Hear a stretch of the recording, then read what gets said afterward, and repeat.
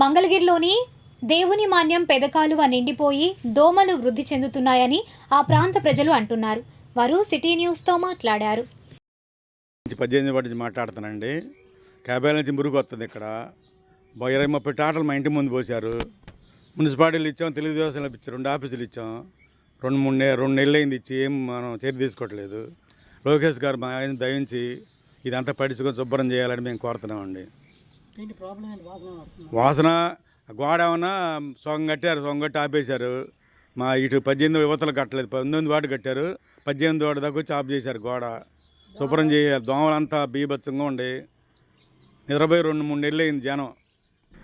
మంగళగిరి పట్టణ municipal commissioner గారు అయినటువంటి ఆలిం బాషా గారికి, అలాగే మంగళగిరి నియోజకవర్గ ఎమ్మెల్యే గారైన లోకేష్ గారికి ముఖ్యంగా మా విన్నపం ఏంటంటే 19వ వార్డు 18వ వార్డుకి దేవుని మాన్యం దాటిన తర్వాత ఉన్న పెద్ద కాలువ మురుగునీటితో బాగా నిండిపోవడం జరిగిందండి.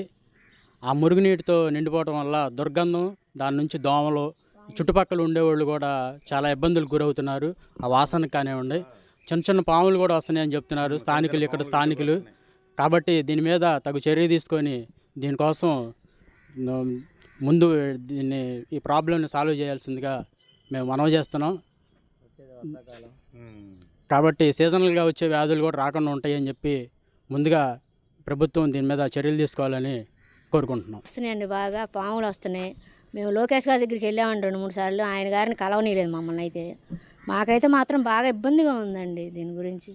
పాములు, ఇళ్ళ పక్కన స్థలాలు ఉన్నాయి, ఖాళీ స్థలాలు, వాళ్ళేమో కంప పెంచుతున్నారు, వాళ్ళు పట్టించుకోవట్లేదు. మేము ఎవరి దగ్గరికి వెళ్ళాలండి?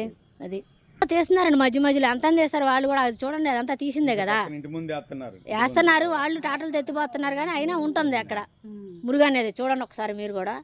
ఆ మురుగు మూలాన్ని దోమలు నైట్ అయితే మాత్రం మొత్తం ఇళ్లలోకి, పగల బయట కూర్చొని అన్నం తినే పని లేదు, బయట కూర్చొనే ఆశ లేదు, రేత్రులు కూడా అసలు తీయట్లేదండి. వాన గురిస్తే నీళ్ళన్నీ ఇంట్లోకి వస్తున్నాయి, జ్వరాలు వస్తున్నాయి, మలేరియా జ్వరాలు వస్తున్నాయి. అసలు కాలువ ఎవరు పట్టించుకోవట్లేదు.